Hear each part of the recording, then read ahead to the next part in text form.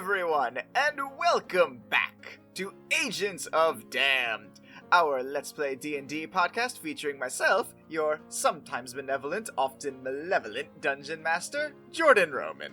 And, as always, I am joined by my fellow players. Hi guys, I'm Katie, and I play Faith. Hey everyone, I'm Christina, and I play Wintera. And I'm Drew McLean, and by the holy wholesomeness of Bahamut's homies, I play the good Dr. Arlo Aegon. His homies? His homies. Alright. Bahamut is cool like that. What do you think Arlo got the idea to, rap at you? Oh, okay. That is a long time ago reference. Boy. And yet it feels like only yesterday. That's like we have deep cut second references episode. now. That's I love it. weird. Speaking of deep cuts, how about we get into the emotional deep cuts I'm undoubtedly going to lay on you guys after last time. Oh boy, Oh, let's yeah. do this. Last time, Wintera was finally reunited with Oliver, who himself was ecstatic to be reunited with his older sister. However, Oliver was unaware that he had died, believing instead that he had simply fallen asleep for a long time and hadn't grown older as a result of this. After a night's rest and some emotional conversations, the Agents and Bookworm departed for the Forest of Lost Giants. As they ventured further into the midnight woods, they came across an elderly woman whose cart seemed to be stuck. The agents offered their help, only to discover that the elderly woman was actually Big Betty, and decided to enjoy their favorite eatery, with a friend in tow. After an unusually speedy meal, the agents continued on their journey south. Once they arrived at the Forest of Lost Giants, the agents were greeted by a valley of rot and decay. Everything, as far as the eye could see, had been razed to the ground, with only the hollowed remnants of life to show for it. As they surveyed the destruction, Saith noticed a nearby bush began to rustle. Upon closer investigation, young Oliver popped out of the bush. As Wintera attempted to reprimand him, Oliver noticed a figure approaching them, seemingly from out of nowhere. As the figure neared, the agents recognized the figure as the undead necromancer they had come to destroy. Along with it, the black hand from Bookworm's vision apparated from the necromancer. Upon seeing it, Wintera remembered the fire that destroyed her home and ultimately took Oliver's life. Only now, she remembered the hand being there as well. While initially frozen in fear, Wintera joined Arlo, Saith, and Bookworm in fighting this figure. However, as Bookworm attempted to lash out, she herself froze in place and was quickly rendered unconscious. As the battle ensued, the agents quickly realized that the hand seemed impervious to all of their attacks, and was able to cast the spell Finger of Death. The agents sent Oliver home on one of the owls Wintera had summoned, while using the rest to ensure their own getaway. Wintera used the time to revive Bookworm, who unconsciously used her magic to utter a single word: Bookworm. She then dove into the forest below and set up a protective field before secluding herself in an earthen tent. And thus, we resume our tale. At this point, it's been a little bit. She's still secluding herself in the tent. I imagine some of you guys, at the very least Wintera, has tried to speak with her, but have had otherwise very little success. As you guys are trying to figure out exactly what your next move should be, Arlo, you get a ping on your speaking stone. Ding, ding, ding, ding. Oh, wait, hold on. Arlo picks up his speaking sound. Hello? Where are you? Around. As you're, adjust to the ringing in your ears from the shout from your, unsurprisingly, angry boss, you hear Ryan continue to speak. Where were you at the meeting this morning? The what? We had a mandatory meeting. I made a call for it earlier today, and your team was the only one that didn't show up. Where are you? We're out on sabbatical? I don't recall giving you authorization for that yet. Wintera pipes up from the background. And she's kind of mean about it a little bit. She's like, we're with Bookworm. Bookworm? Where? In my forest. Oh, what the... Bookworm, if you can hear me, you know that was not the arrangement. Bookworm does not respond in any way. For the love of... I assume what happened is that she simply told you that she needed help getting to her forest, correct? Yes.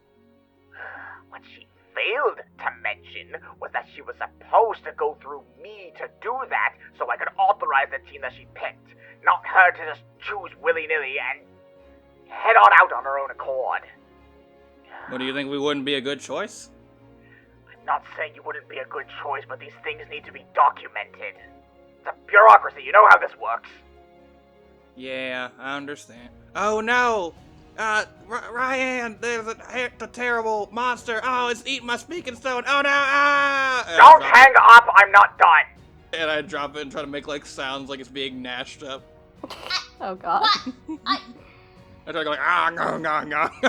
Someone pick up the stone. Arlo, for the love of God, man, she is your boss. I don't know. I thought she would have bought it. Maybe if it was the first time you pulled this nonsense, and even then. No, what's done is done. I'm not going to bother with this right now. We'll deal with this later. Right now, I need to bring you up to speed, especially given where you are. The meeting was about some recent escaped convicts. You may recognize the names Sasava and Abasis. Oh, They've escaped, and we don't know where they are. I was telling everyone this so they could stay on high alert. But, given where you are now, you need to remain doubly so. Who's Avasis? are you... Sasava's sister, the one that hypnotized me in Divine Shield. Cantaloupe. Right, got it. Arlo, take this seriously. Never. Give me that. Give me the stone right now. This is for the... You are... I cannot believe I'm being the only adult here right now. Give me that. I'm sorry, boss. Thank you so much for the updates.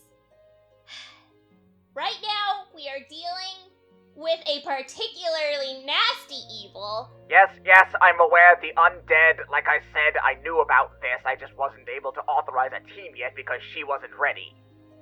Our sincere apologies. We did not mean to go against policy in this manner. As I said earlier, it's not necessarily you all I'm now upset with. I'll have a word with Bookworm when you all return. There's one more thing. What? Wintera walks over closer to Saith, and she's just like, not only is the evil undead thing something that is from Bookworm's past, but it's from mine too. I beg your pardon? When those fires broke out that changed things for my family, that hand that we saw relating to these undead creatures was there too. Hand? What? Hold on. There's what? some kind of undead hand, I don't know. There's more than just the necromancer. I guess? It cast, Montera is turns around and throws her hands up. She's just like, I don't know. It cast a spell on us, and I remember seeing it when I was a child. I don't know anything else. Right. Well, for now, see what you can figure out about this thing, and above all else, stay with Bookworm. Because of her disability, she's unable to cast most magics. Her druidic abilities, while impressive, are extremely limited. So, make sure that you three stay with her at all times. Understood? Yes, Yes, ma'am. ma'am. Very good. be sure to keep me updated on this one doubly so. And again, keep your eyes open for the twins. Ryan out. And the call goes dead. You need to grow up a little bit. Hard pass. At least when it comes to her. I mean, there is a time for you to goof off with her and love her. I get it. You have to remember she's our boss. I don't know, I can't help myself. She's just like so stern about it. Just want to joke around. I get it. It's a coping mechanism. You're just trying to move the conversation along, but this is a pretty serious issue going on with us right now between the fact that the Sneeple fucking escaped, and then on top of that, she gestures vaguely, like widely, around her. Like, basically, everything is shit. This is pretty bad shit. But we're gonna figure out a way to fix it. We just gotta take our time to figure it out. Oh, that does remind me. But Wintera. What's up, Arlo? He puts like a hand like softly on your shoulder. He's like, Wintera, you are a very good friend of mine. And I know that this big skeletal crazy hand thing is probably very traumatic for you. So just to make sure that you're mentally prepared, I am telling you ahead of time, I am going to be calling him Handrew Fancy Fingers. And I just want you to be aware of that and make your peace with it before we see him again. Because I'm doing that. That's happening. This entire conversation that we had 2 seconds ago. Arlo, I have to be honest, I don't even know what that means. I spent the last 2 weeks doing prep. You spent 2 weeks coming up with that name. What? No. Oh my god. Continue, please. Wintera lightly brushes Arlo's hand off his shoulder, and it now is ignoring them and is going over to check on Bookworm, make sure she's okay, if she, comes out of the tent at all. When you go over to see how she is doing, she is more or less the same as she has been.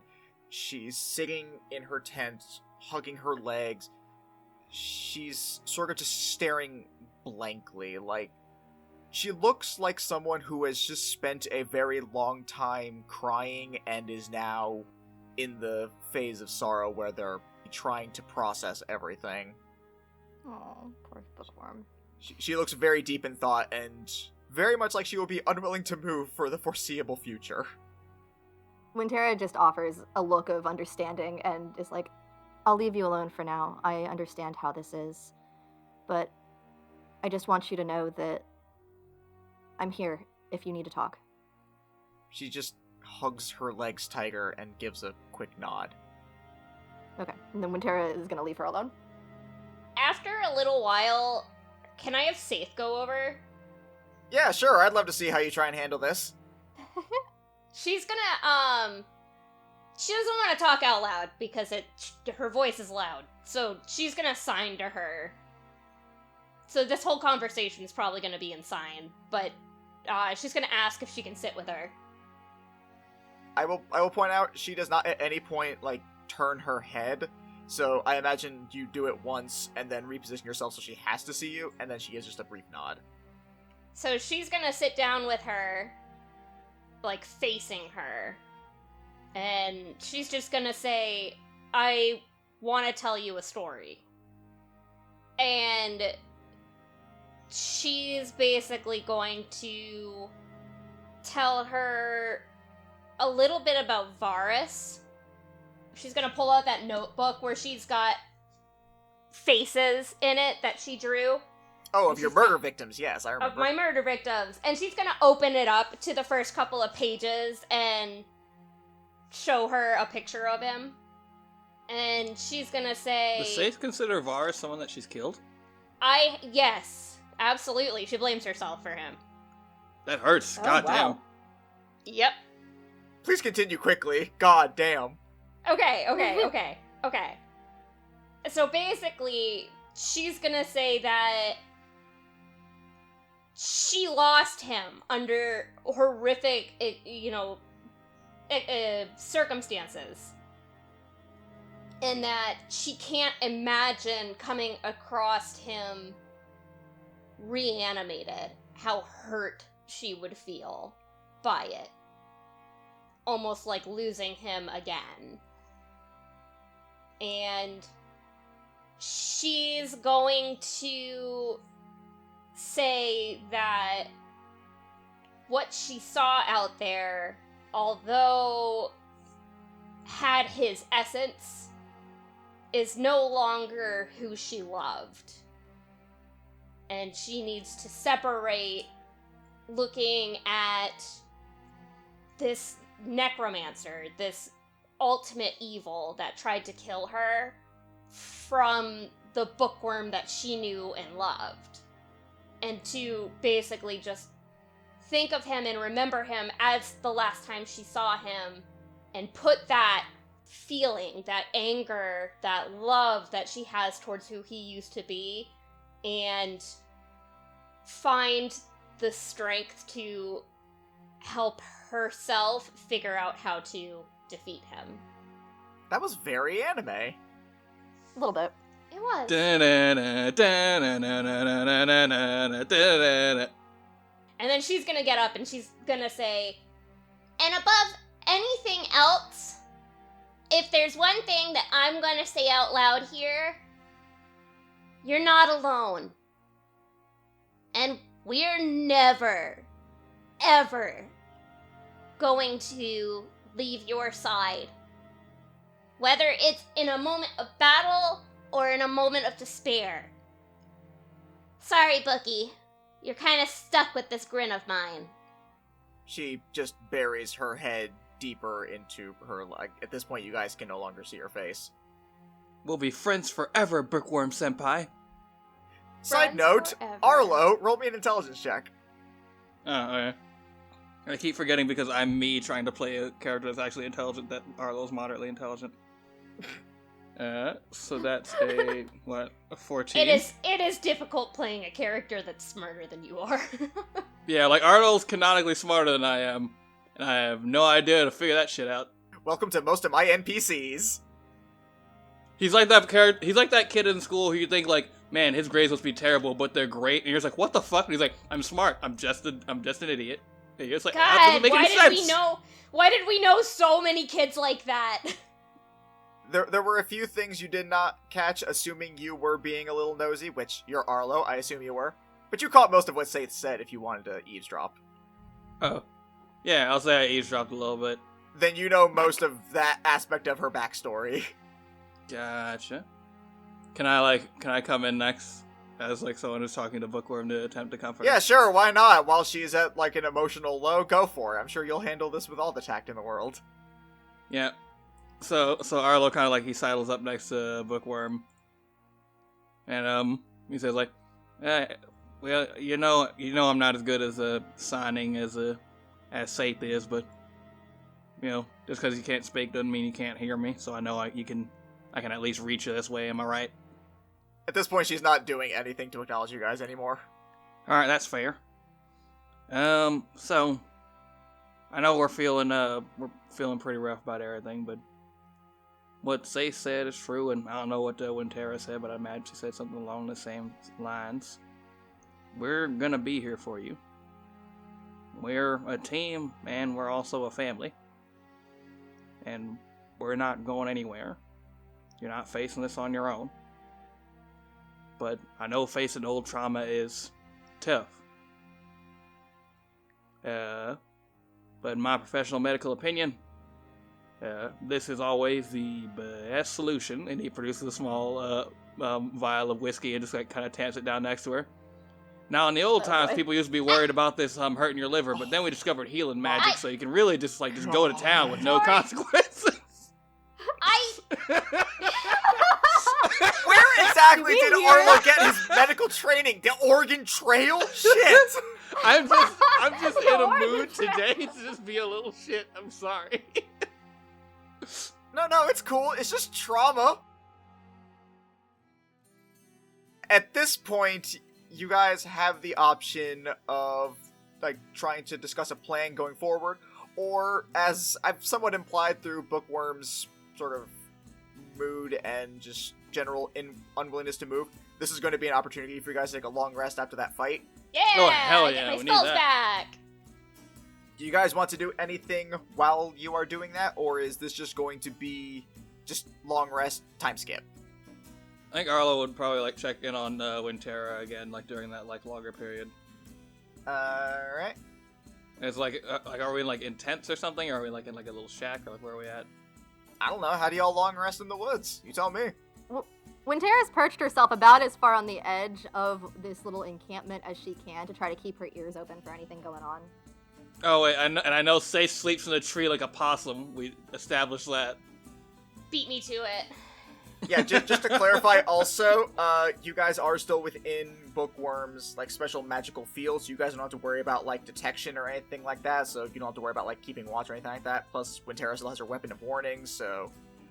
Just so you guys don't have to worry about, like, shifts or anything like that. Like, you guys are about as safe outside as you've ever been. About as safe outside? I can change everything I just said in a moment's notice. Man, it's weird how like you get the punishment on that one, where I have just been the worst of this whole episode so far. Oh, I'm getting to you, don't you worry.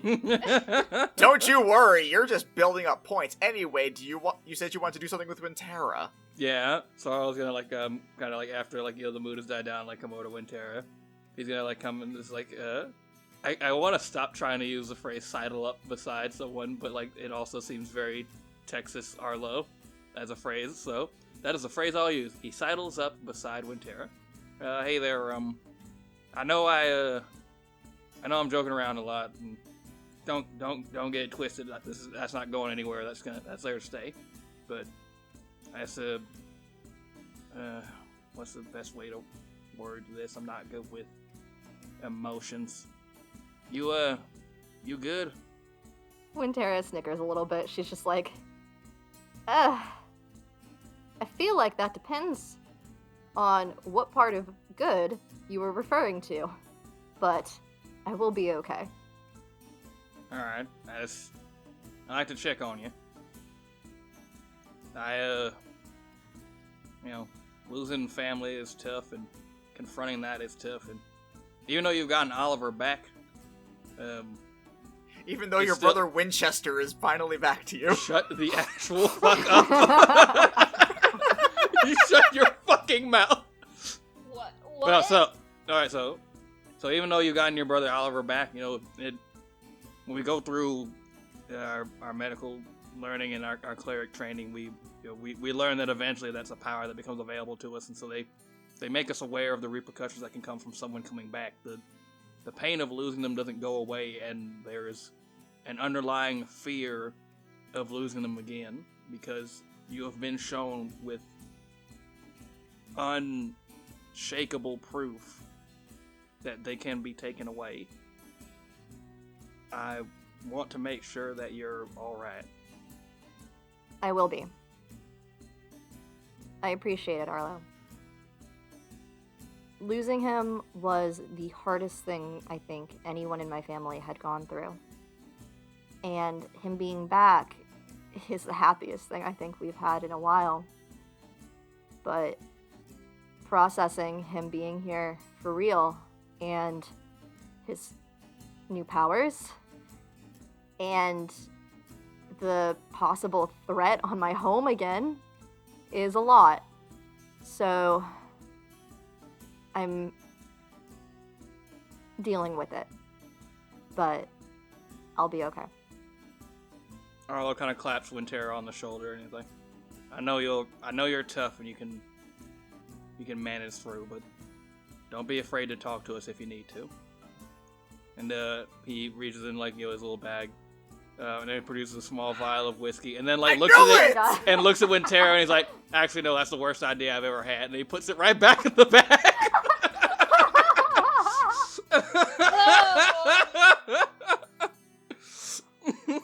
Oh my fuck. I knew you were gonna produce more whiskey. At least he took it back. You have not asked me if you had this whiskey, by the way. You have assumed. I have assumed, and you have not challenged me, so now it's precedent. I will only challenge it when it becomes an actual problem. we're gonna be in the middle of a boss fight. I'm gonna throw my 1,000,000 vials of whiskey at him to use as a flammable substance. Oh my god. Listen! To which I will say, no, you're gonna use your flame breath like a good dragonborn and shut the fuck up. Hey! Listen! What? Throw one of them up here! Yeah, alright, you've had a rough day, you've earned it. And he tosses you up a little. And Arlo uncorks one for himself. As he tosses that up to you, you reach for it, but then a black goo shoots out from your hand and catches it for you, and you realize your black pudding has returned to you. Yay! Oh, hi, buddy! It's good to see you! I was hoping you were okay! I was so worried! It forms a thumbs up, I love him! and then it slides back onto your person. I will not say where. No. Mm-mm. Mm-mm. I don't like that. I don't like that at all. Could be anywhere, who knows? You hush your whore mouth. You guys rest so you can get your spells, your health back, process everything that has happened, have some little mini whiskey bottles, and get a nice buzz, at best, really. That's all you can ask for some days. Yeah, true. After a while, Saith, roll me a con save, please. 18! You start to feel yourself swinging back and forth in such a way that if you had rolled lower, you would have suffered vertigo because I'm an asshole. But it eventually stirs you awake, and you see that it is Bookworm frantically shaking you. Okay? Hi? Are you okay? She shakes her head no very quickly. Like she's in a frenzy right now. Alright, okay. What's going on? You see her start to sign, and what she signs horrifies you. Oh god, what does she sign? Wintera's gone. Excuse me? Wait, what? Saith, you look around, and you do not see Wintera anywhere. Alright.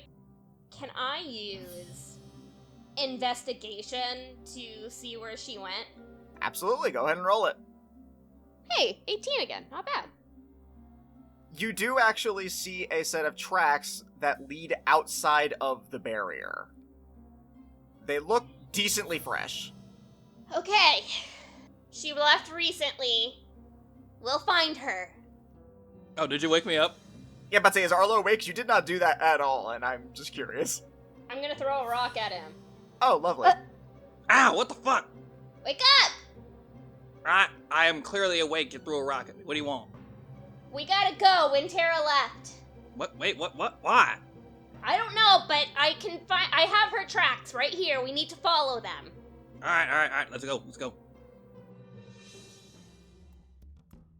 You guys follow the tracks. They go on for a little bit deeper into the Midnight Woods, further away from the Forest of Lost Giants. And eventually, you come into a clearing. The clearing is it doesn't look natural. Some of the trees look charred, as if there was a fire. And near the edge of it, you see 3 things. 1, you see Wintera lying on the ground, unconscious. 2, next to her is an equally unconscious Oliver. And perhaps most concerning of all is the large man with a dire wolf standing above them both, smiling down upon them. Oh, I hate it. The man is clad in an emerald green fur suit with silver trim and a long bow stretched across his back. He has 2 swords with ornate gold elvish designs embroidered across them.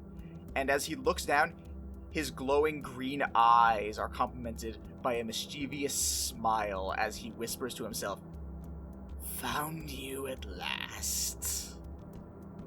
What do you do? Arlo yells out, "Dead man says what?" He does not turn to you. Arlo attacks. roll to hit. Also, how? I didn't think that far ahead. I was being impulsive.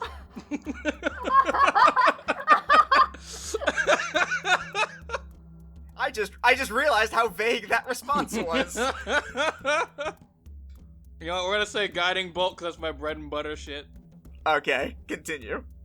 That's an 18. That's an 18 to hit.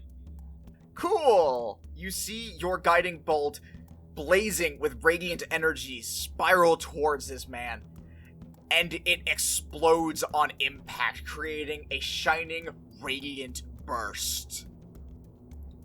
And as you look to see the damage you have wrought, you feel a pair of swords pressed against your throat as the man is now standing behind you.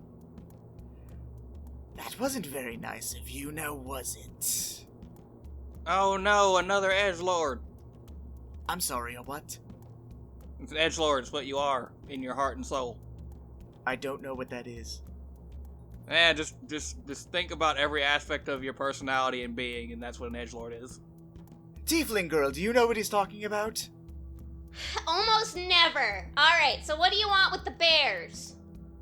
As you ask that question, you hear someone approaching from the distance. Like, it sounds like distant running, and they're getting closer and closer.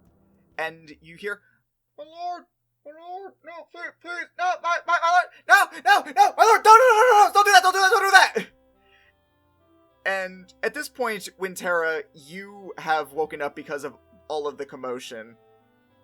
And all of you see Otelo running over frantically, trying to stop this person from doing whatever it is that he is doing. Ugh, what is going on? Why is everyone so loud? Oh, hi, dear, sorry, just one moment. My lord, please, do not do that. We're here to see all of them. Remember, please, put the swords away now, please, thank you, yes? My lord? The man stands up and resheathes his sword. At this point, you guys realize just how big this person is. He actually stands roughly 9 feet tall. I could have taken him. Ooh, I like the bravado in you. You would have made for a fun challenge.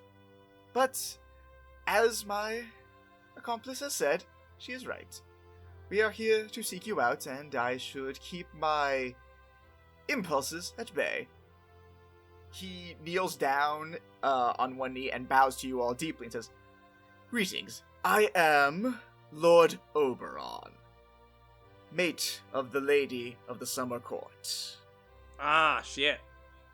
Artelo comes up and is like, yes, sorry about the intrusion and the attack. I told him to not do that, but he gets impulsive when there's a, how do you word it again, my lord?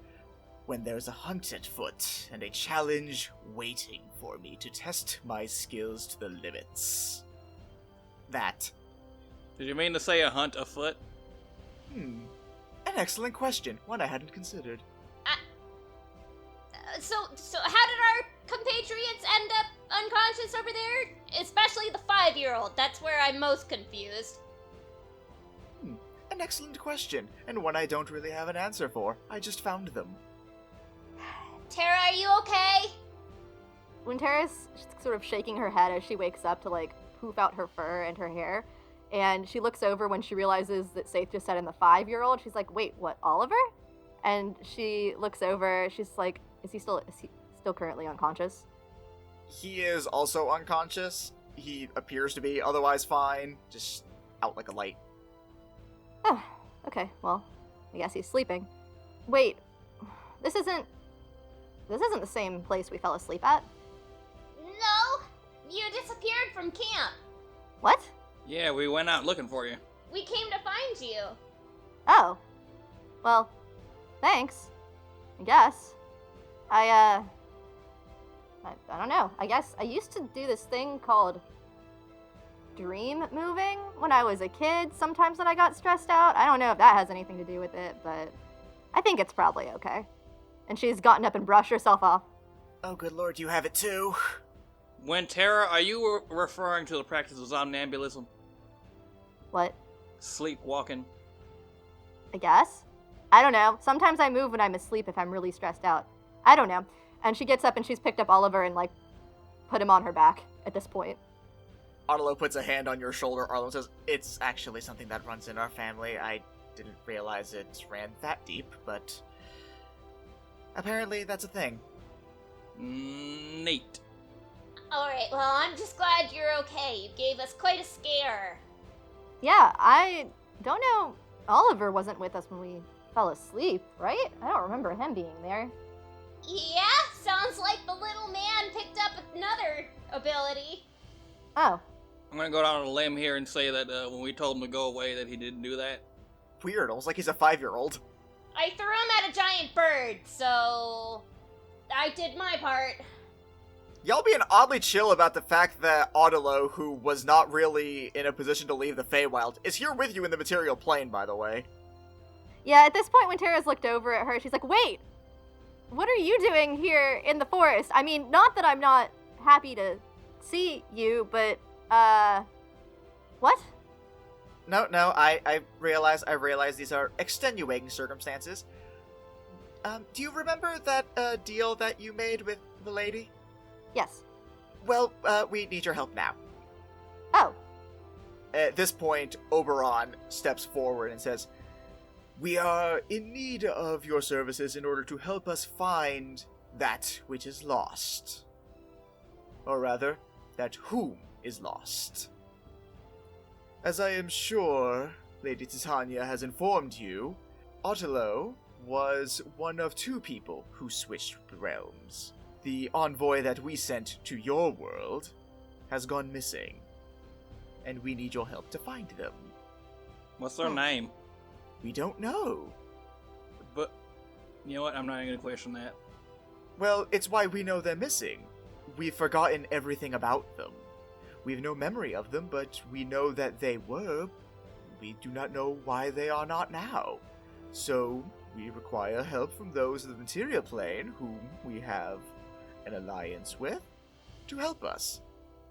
Unfortunately, as you are all now, you are no good to us. So, we need you to come with us." Wait, what? Audilo steps forward. He's like, "Let me translate, please." What he's saying is the arbiter that was sent over from their world here, as I came from here over to the Feywild, they've forgotten everything about them other than the fact that they exist, and they themselves can't search for him because of Fey something or other. I'm still not fully certain on that one, but we need someone from the material plane. But they need to have something referred to as the Blessing of the Fey, which can only be granted in the Feywild. So, in order for you to help us find this person, we need you to come back with us to the Feywilds in order to receive the blessing. Oh. Well, we probably should drop off the child first. I think Mom would be mad if we brought him to the Feywild without her knowing. Oh, right. Yes. We should definitely go to... Do we really have to go back over there? I mean, it seems like such a out-of-the-way journey, and we really do need to get going, and, I don't like how afraid you are by the mere mentioning of her mother. It's not fear per se, but... Drama. That. Quintera has clasped Arlo's mouth closed at this point with one of her free hands. Like you would like a crocodile. I mean, that is large. How long has it been? What would I even say to her? I didn't even know what to say to you when I first saw you. I was so in shock. And We can't take a 5-year-old into the Feywild.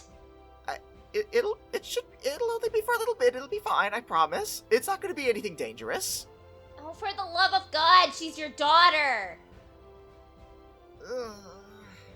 When Tara sort of looks around at the trees, and she's just like, honestly, I'm surprised none of them have passed through here right about now. We usually, we're on patrol through most of the forest throughout the day. Then we need to move quickly, please! I am not emotionally ready for this! And she starts walking off, like, frantically. Hold on a minute, lady. No! I'm not bringing Oliver to the Feywild. He's gotta go back home. She stops momentarily and turns to us like, then you drop him off. I'll meet you by the portal. Just please don't bring Holly. I'm seriously not ready for that yet. Ma'am, if I may, I know I'm an absolute goofball, but if I understand anything about how Miss Holly feels, she would give anything to see you again. Just do it for her. Another time. And she walks off. Oberon follows shortly.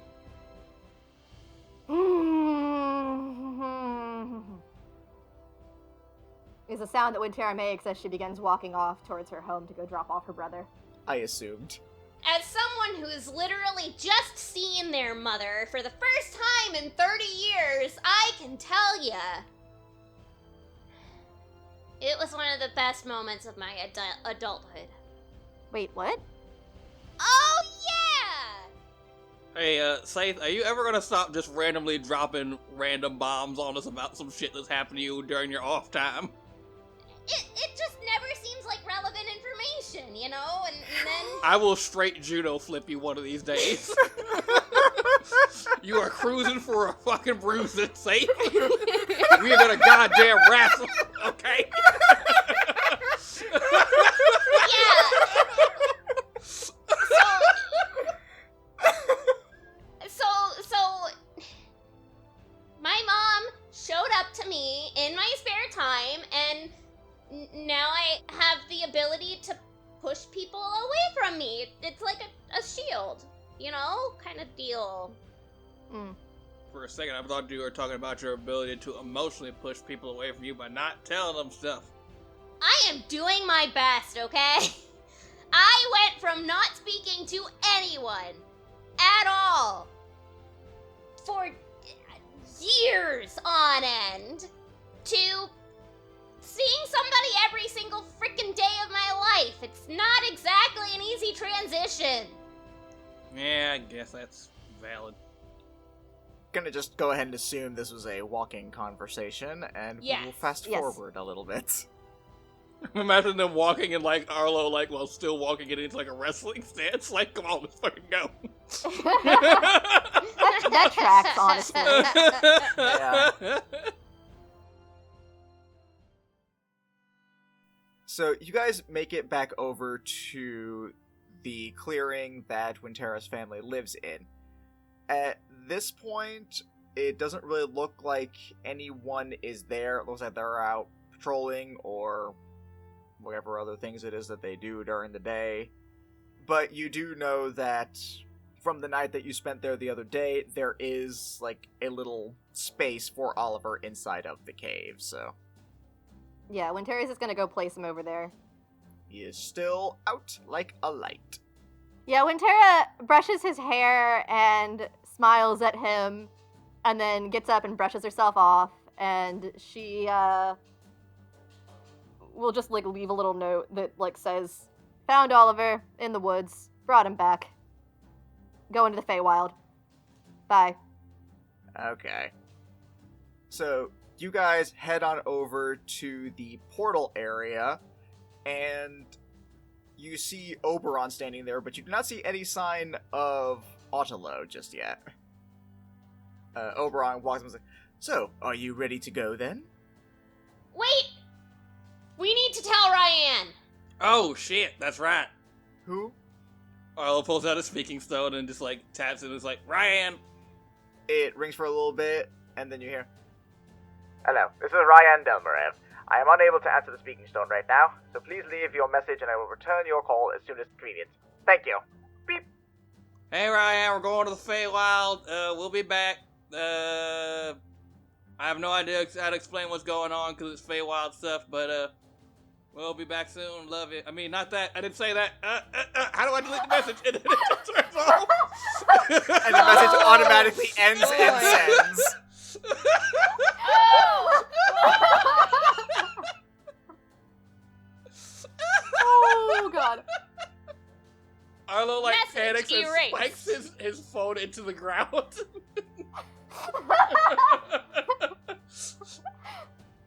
He like picks Safe by the shoulders and shakes her. He's like, "How do I fix it? How do I fix this?" You can't! No, that's not an answer. Consent! Help me! I fucked it up. It is kind of cute that you were the first one to say it, I guess. Are you now ready to go into the Feywild? What is wrong with telling someone that you love them? It's complicated with terror. Arlo's ready to go to the Feywild. Arlo may not return from the Feywild. Arlo's like, I may go in and never come back out to face the consequences. Wait, where is the other one that looks like me? Oh, yes, we're ready. And you see she comes out from behind a tree. It's like, okay, good. I'm seriously not ready to do that yet. It's been 30 years. How much longer do you want to wait? The option, what? Let's just go. And she walks over to the pool and places her hand on the surface of the water, creating a ripple that turns into the portal to the Feywild. And as each of you jump in, you briefly hear, as the last one of you goes in, Cannonball! God damn it, you little shit! You guys emerge on the other side. Unlike last time, you don't come out in the crossroads just outside of the Mushroom Forest. Instead, you actually come out in the middle of the Summer Court itself, right in the middle of the Grand City. And, as was implied, the last one to pop out is a fully conscious Oliver. What? Whoa! This is so cool! You rambunctious little butthead! Thank you! Well, that was unexpected. Shall we go? Well, this is certainly a complication. Wintera, what's your read on this? I'll deal with Mom later. All right. I'll be sure to watch him while you guys are doing your thing with the blessing. So don't worry. He'll be safe. I promise. Good luck. And when Tara walks away with wherever they're supposed to be going. Oh, hey, Oliver, by the way, that's your grandmother. What? And Oliver just kind of like meekly waves, and is moments later tackled by Oliver, who's just going, Gram! I imagine Otto's really confused because I think last time when Tara only mentioned having a twin, she didn't mention Oliver's existence. We'll get to that. Rest assured, we'll get to that in a Oh second. god. Oh, God. She probably doesn't even know that she has a grandchild that fully died and is back. Oh, there's so much shit. Yep. So Otolo and Oberon guide you into the main palace area where you guys last met Lady Titania. As you go in, you find that the hall is a little bit more packed than it was last time. You see one other face that actually is familiar to you, and that is Hearsome, the head of the Fall Court. He is still wearing his bright, vibrant colors, an orange vest that reaches down to the ground, his brown pants, his bright red shoes. All the colors of the fall leaves are adorned across him. But then you also see a few other faces that you did not otherwise remember. One that you see is a woman in a sparkling blue dress with pale blue skin that appears to be emanating an aura of frost around her, with a crown made of ice. You also see two other figures standing side by side. they could not look more different, as one is a tall, muscular man wearing like very minimal armor with a loincloth, a large fur cape, and I will go ahead and say this ahead of time, not real bear head as the crown, and I will also say Wintera would recognize that it is definitely fake. Okay. I would say your animal knowledge is well enough to recognize that immediately. Let's just go and attack one of the princes of the courts of the Feywild. That's a great idea. I mean, technically we already did that. I mean, you did. I mean, I'll be fine. I'm a crowd favorite. But next to him, you see a much smaller elf-looking creature with sort of an aquatic blue complexion to him, long hair, and an unusually buff bird sitting on his shoulder. Joffred. And then sitting in Lady Titania's throne looks like Lady Titania, but older? Significantly older. Like, when you last saw her, she was a young child, maybe about Oliver's age. Now she appears to be in her late teens. Huh. As you all enter the room and see all of these figures, Audelo announces all of you, like, "Excuse me, lords and ladies, we have brought our guests from the material plane to receive the blessing of the Fae." And they all stop with their idle chatter and all look towards you. And the first one of them that approaches you is the one in the bear head and the other one with maybe Jockbird. They walk up to you, and the first one, he eyes you up and down, Wintera. Like, he almost just somehow knew that you were, like, the one who made the deal. And then places a hand on your shoulder. This man is actually, just to be clear, probably the largest person in this room. He is a large person. Isn't one of them 9 feet tall already? Yeah, I know what I said. God damn. These are big people. Them tall, supermodel-ass Fae with their unrealistic beauty standards. But you feel the full weight of his hand as it claps down on you, and he says, "It is good to see you! I am glad that you have come to aid us in our time of need. I do not know your name." I'm Wintera. Wintera! A pleasure. I am Lord Messicamen. This is my twin brother, Ulorian. And he points to the much smaller, much more frail-looking elven creature with the muscular bird. Yo, Messicamen's a dope-ass name. Thank you. I did not make it up. Where's it from? Cobalt Press. Huh. Nice. Well, fucking shout out to Cobalt Press. That's a dope fucking name. Yep. Wintera looks over and she's just like, "Huh, I have a twin too, but he looks like me."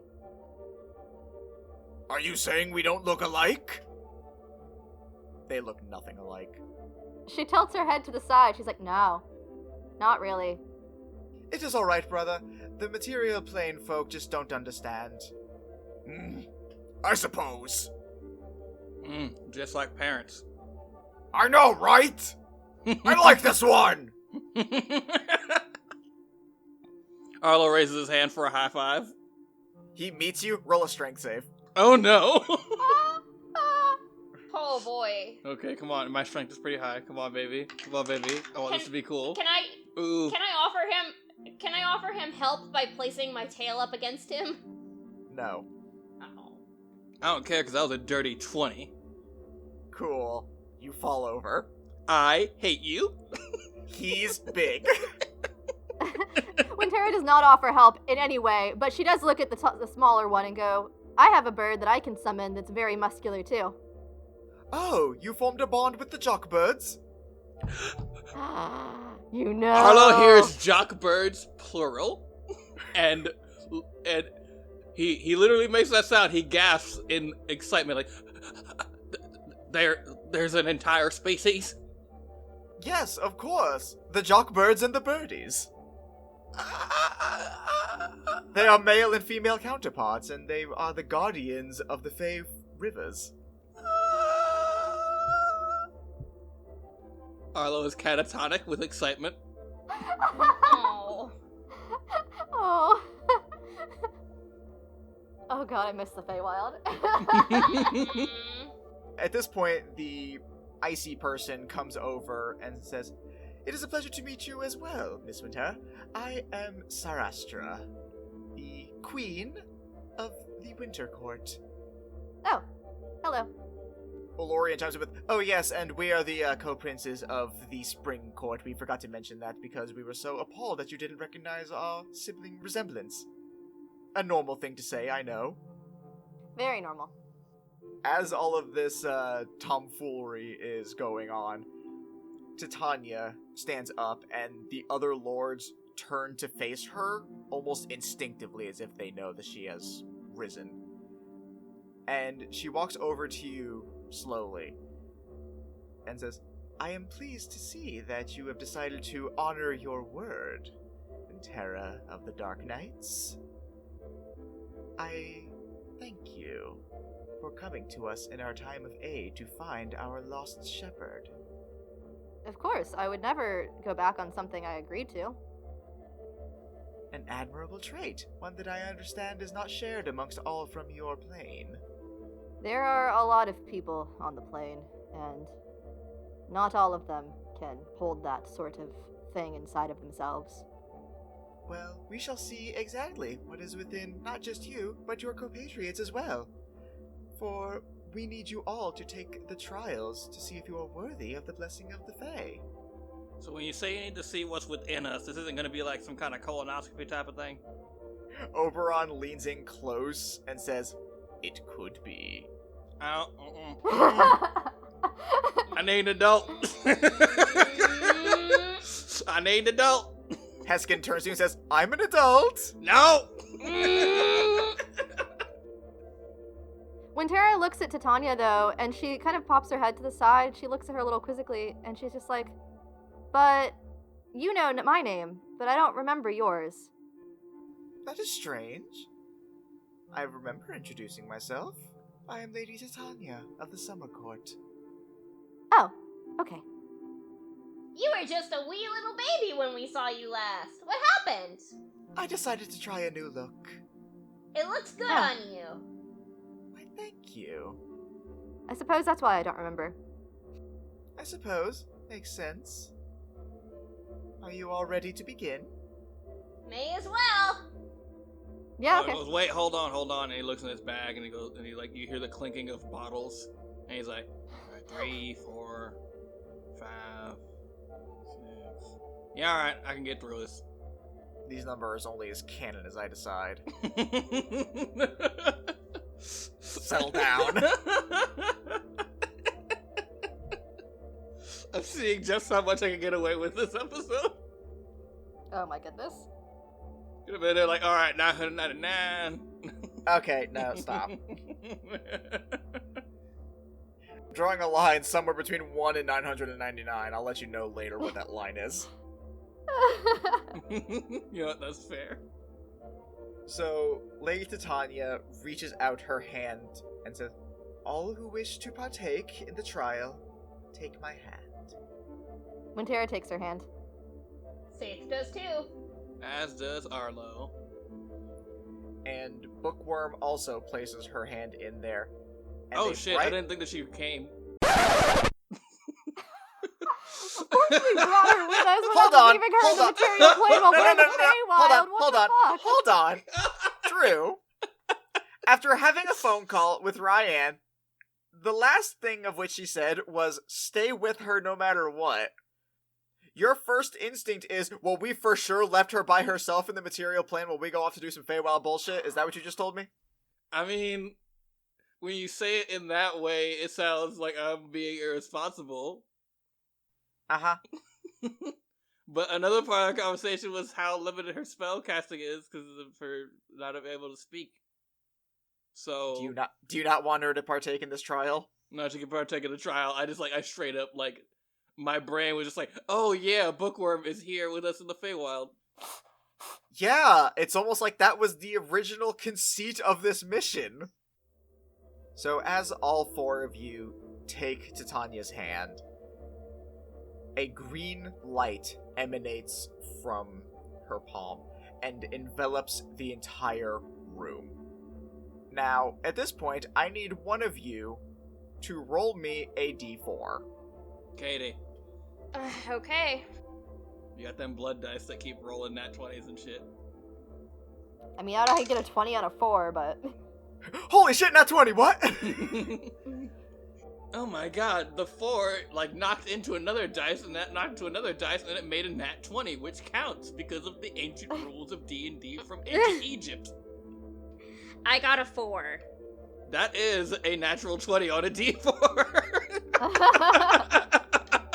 So my point stands. That's fair. Too bad for you, it wasn't a skill check. PP. You all, as the light fades, find yourselves each sitting on a stool in a dark room for which you cannot see anything. All of a sudden, 4 lights shine down from above onto each of you, and you hear a very similar music to your most recent adventures in Night Watch.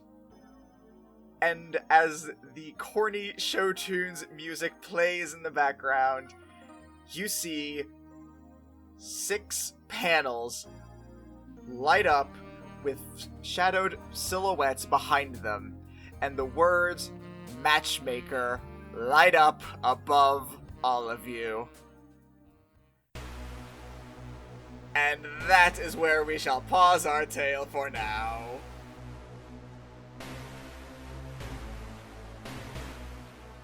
Hello everyone, Jordan here. We have a few plugs to shout out, as well as a few bloopers that didn't quite make it into the episode proper. So make sure you listen to the very end. If you want to support the show, follow us on our Patreon at patreon.com/agentsofdamned. We post all our episodes there a full week before they hit iTunes, Spotify, or any of the podcasting platforms you can find us on. We also have a special after show called Peek Behind the Screen, where we talk more in depth about the episode, what we think will happen next, or whatever the hell else we feel like talking about. You can also find us on Facebook and Instagram at Agents of Damned, and on Twitter at Agents of D. You can also follow our personal Twitters, me at Pokechap, Christina at Rikachu, and Katie at Missy Mystery, MYSSY Mystery. Drew is not on Twitter. We also have a website, agentsofdamned.wordpress.com, or agentsofdamned.com, where you can also find all our episodes, along with full transcriptions of each episode and personal bios of the cast. Additionally, we also have merch now. You can find a wide selection of our merchandise available over at tpublic.com/user/AOD, or just follow the link on our website. If you want to talk to us or our community at large, we have a Discord server at AOD, capital A, lowercase o, uppercase D, where you can chat, discuss theories, and submit fan art and suggestions for the show. We do ask that you keep it PG, lest we unleash our unholy wrath upon you. Don't forget to leave a review and share the show with a friend. Until next time, bye!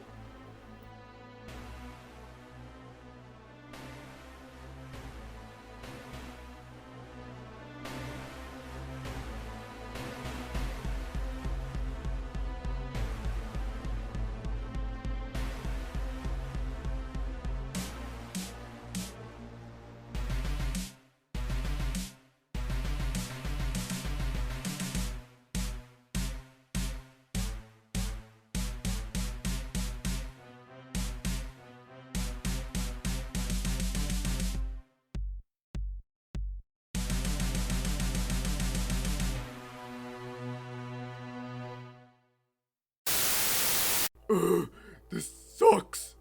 What is wrong, Betty? I'm trying to figure out a new dessert option for the menu. Apparently people don't like dark chocolate anchovy grilled parfait. It is an interesting issue. Have you considered searching outside of ourselves? Perhaps might I recommend just cheesecakes by Tina Rose. Who that? Ooh, that? Why, Just Cheesecake by Tina Rose is local bakery that specializes in cheesecake found in southern Charlotte, North Carolina. As the name implies, they make cheesecake. Is that all? I mean, hell, I can do that. Oh, Betty, you misunderstand. They make so many. They have regular cheesecake, they have cupcake cheesecake, they have so many amazing options for you to choose from. Interesting. Where can I find them? You can find them on facebook.com at Just Cheesecakes by Tina Rose. There they have all sorts of pictures of all of the different cheesecake that they make. And when you're ready to order, you can contact them there. Sounds good. I guess I'll give that a shot. Remember, Betty, it's Just Cheesecakes by Tina Rose. You see her start to sign, and what she signs horrifies you. Oh god, what does she sign? When Tara's gone. Excuse me? Wait, what? Tara, what did you do? Christina, what did you do? Christina, you're in the God, apartment you with me right bitch. now. I will go into your room. That's hilarious. I will break the fucking fourth wall and I'll come in that room. I can't believe you two.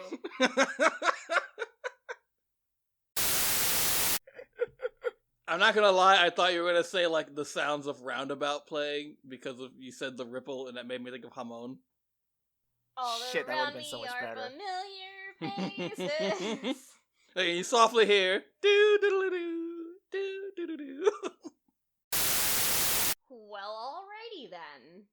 I have so many questions. Hey Jordan, I had something for you. Could you just like real quick go directly to jail? Do not pass go. Do not connect $200. Just real quick to jail for you. Could you just real quick go to jail? Just real quick jail. Just jail, please. Just a little bit of jail. Little bit of jail. A little bit of jail for Jordan as a treat.